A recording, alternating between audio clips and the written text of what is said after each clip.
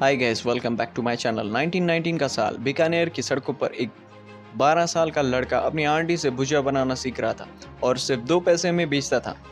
उसको बिल्कुल भी नहीं पता था कि एक दिन ये भुजिया हजारों करोड़ का बिजनेस एम्पायर की नींव बनेगी और उसका नाम हल्दीराम था। दुनिया भर में बिकने वाला भुजिया के पैकेट्स पर लिखा होगा। ये कहानी है भारत के सबसे बड़े स्नैकिंग ब्रांड हल्दीराम की। हल्दीराम का नाम 1908 में बीकानेर के एक गरीब परिवार में हुआ था। उनके दादा भुजिया मार्केट में अपनी छोटी सी दुकान चलाते थे और बचपन से ही हल्दीराम का भुजिया में बहुत इंटरेस्ट था। इसलिए सिर्फ 12 साल की उम्र में वो दिन रात मेहनत करके भुजिया बनाने का काम सीख गए और जल्दी से अपना दादा की दुकान में रेगुलर काम करने लगे। लेकिन अपने दादा की तरह वो सिर्फ थोड़ा पैसा कमाने पर सेटिस्फाइड नहीं थे। उनका सपना था अपने बिजनेस को एक्सपांड करना। जब भुजिया हल्दीराम बेच रहे थे वो बेसन से बनती थी, लेकिन उन्हें देखा कि राजस्थान के लोग मौत दाल बहुत पसंद करते हैं। लोग वहाँ मौत दाल को बहुत डिशेस में यूज़ करते थे। इसलिए हल्दीराम ने सोचा क्यों ना बेसन के साथ मौत दाल मिला के भुजिया बनाई जाए। लोगों को ये नई भुजिया बहुत स्वादिष्ट लगी और तुरंत ही हिट हो गए। लेकिन हल्दीराम यही नहीं रुकने वाले। उन्होंने देखा कि उनकी भुजिया थोड़ी मोटी और सॉफ्ट थी, लेकिन अगर वो इसे पतला और क्रिस्पी बनाए तो कस्टमर्स का खाने का एक्सपीरियंस और बेटर हो जाएगा। इसलिए उनको अपना बैटर पतला बनाना था और एक ऐसी जाली भी चाहिए थी जिससे छोटे छोटे छेद हो ताकि वो पतली भुजिया बना सके। उन्होंने मार्केट के कई मैश मार्केट के साथ कोलैबोरेट करके परफेक्ट मैच बनाए और अपने बैटर के भी कई इलस्ट्रेशन ट्राई किए। आखिरकार महीनों की मेहनत के बाद उन्होंने एक परफेक्ट थिन और क्रिस्पी भुजिया बनाई। इस नए भुजिया ने सेल्स को एक्सपोनेंशियल ग्रोथ दिया। लेकिन हल्दीराम की इनोवेशन सिर्फ रेसिपी तक सीमित नहीं थी। हल्दीराम सीक्रेटली एक ब्रांडिंग जीनियस भी थे।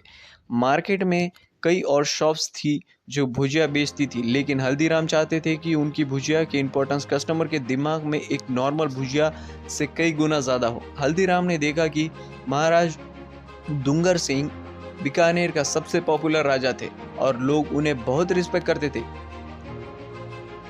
इसलिए हल्दीराम ने अपनी भुजिया का नाम महाराज दुंगर सिंह के नाम पर रखा, दुंगर सेव।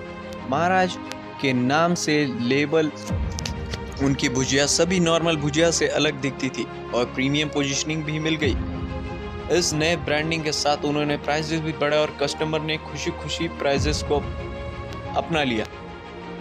अगले कुछ सालों में हल्दीराम अपने 2 भाइयों के साथ मिलकर बिजनेस को अच्छे से एस्टैब्लिश कर चुके थे। अब 36 साल की उम्र में उनके पास एक बीवी और 3 बेटे भी थे।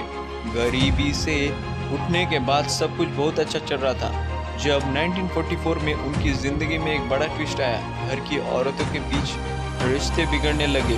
हालात इतने ख़राब हो गए कि हल्दीराम को आखिरकार घर और बिजनेस दोनों को छोड़ना पड़ा।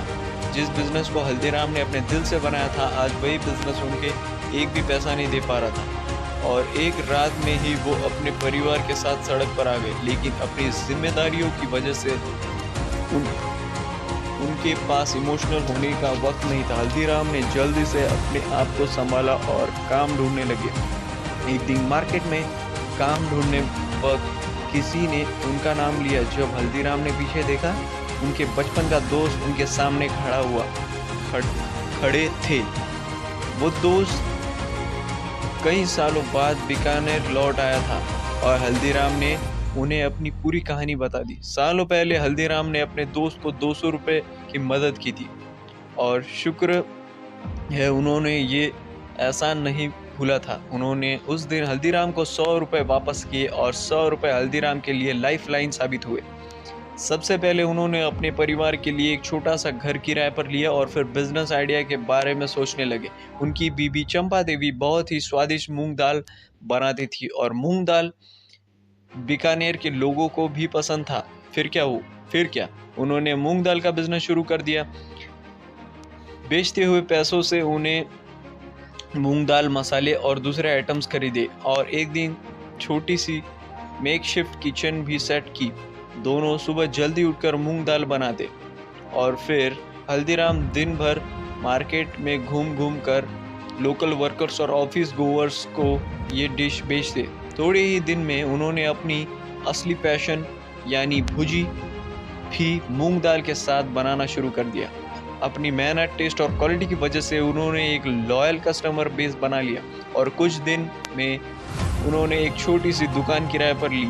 जल्दी ही मार्केट में ये अफवाह फैल गई कि हल्दीराम और उनके दुमकर से वापस आ गए हैं। लोग उनकी दुकान में लाइन लगाने लगे और कुछ ही दिन में हल्दीराम फिर से लोकल भुजिया किंग बन गए। अगले कुछ सालों में हल्दीराम सिर्फ अपने दुकान बढ़ाने पर फोकस कर रहे थे, लेकिन फिर 1950s में कुछ ऐसा हुआ जो उनके लिए एक बड़ा टर्निंग पॉइंट साबित हुआ। हल्दीराम अपने दोस्त की बेटी की शादी में कोलकाता गए। वहाँ उन्होंने सब मेहमानों के लिए भुजिया बनाई और जब उन्हें मेहमानों का रिएक्शन देखा भुजिया खाने के बाद, वो काफ़ी सरप्राइज थे। उन लोगों को भुजिया इतनी पसंद आई कि वो सिर्फ तारीफ नहीं कर रहे थे बल्कि हल्दीराम को बल्क ऑर्डर्स भी दे रहे थे। हल्दीराम को समझ आ गया था कि कोलकाता में अपने बिजनेस को एक्सपांड करने का एक बड़ा मौका था, स्पेशली इसलिए क्योंकि वहाँ भुजिया बेचने वाला कोई भी बड़ा कंपटीशन नहीं था। 1955 में हल्दीराम ने अपने छोटे बेटे रामेश्वर लाल और अपने बड़े पोते शिवकिशन को कोलकाता बिजनेस सेटअप करने के लिए भेजा। यहाँ भी उन्होंने छोटे से घर और सिर्फ 8 स्क्वायर फीट की दुकान से शुरुआत की।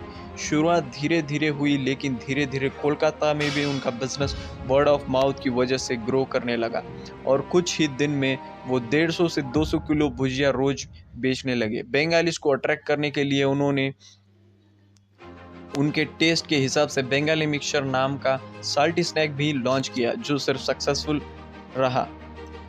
अगले 12 सालों में उनकी दुकान 8 स्क्वायर फीट से 25 स्क्वायर फीट हो गई और बिजनेस हर साल डबल होता गया। कोलकाता का शहर होने की वजह से कोलकाता ब्रांच का बिजनेस अब बीकानेर ब्रांच से सबसे बड़ा था। 1968 तक हल्दीराम के तीनों बेटे सेटल थे और उन्होंने तो ये थी हल्दीराम की कहानी, एक छोटे से बीकानेर के ठेले से शुरू हुई जर्नी जो आज ग्लोबल स्टेज पर चली गई।